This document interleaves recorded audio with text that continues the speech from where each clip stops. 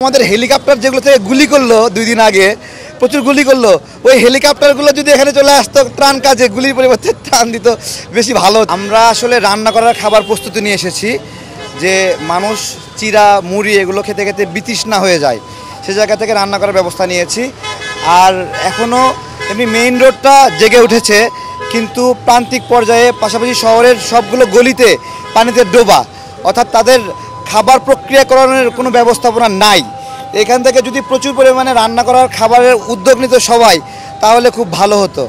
আর যারা ত্রাণ দিচ্ছেন বা সহযোগিতা দিচ্ছেন, আপনারা নোয়াখালী, ফেনী, কুমিল্লা এই এলাকার মানুষকে ত্রাণ দিচ্ছেন, এই চিন্তাটা মাথার মধ্যে রাখেন না। এই এলাকার মানুষ যথেষ্ট স্বাবলম্বী, ধনী, কিন্তু তারা বিপদে পড়ছে, তাদেরকেও ছবি তুলেন না। তারা ডোনার গোষ্ঠী, আমাদের দেশের রাজনৈতিক দলগুলো তারা চালায়, সামাজিক সংগঠনগুলো চালায়। দয়া করে তারা না খেয়ে মরবে, তাও বিল্ডিং থেকে বের হবে না তারা খাবার নিতে, যেহেতু ছবি তোলে। খুবই বিব্রতকর অবস্থা যে আমি একজন ভলেন্টিয়ার, আমি দিতে গিয়ে আমাকে উদ্ধার করা জরুরি হয়ে যাচ্ছে।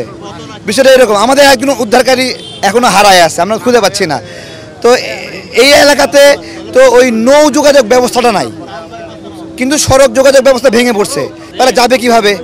এই হলো একটা অবস্থা। আবার কিছু কিছু জায়গায় মানে রুটটা যেতে, নৌকা যাওয়ার যে রুট, সেই রুটটা কিন্তু জরুরি। আপনি কিছু দূর যেয়ে একটা রাস্তা পড়ে গেছে, নৌকাটা পার হতে পারছে না, ওই জায়গাটা কী করবেন? এরকম সংকটের কারণে যোগাযোগ ব্যবস্থা হয়ে উঠছে না, প্রান্তিক পর্যায়ে যাচ্ছে না।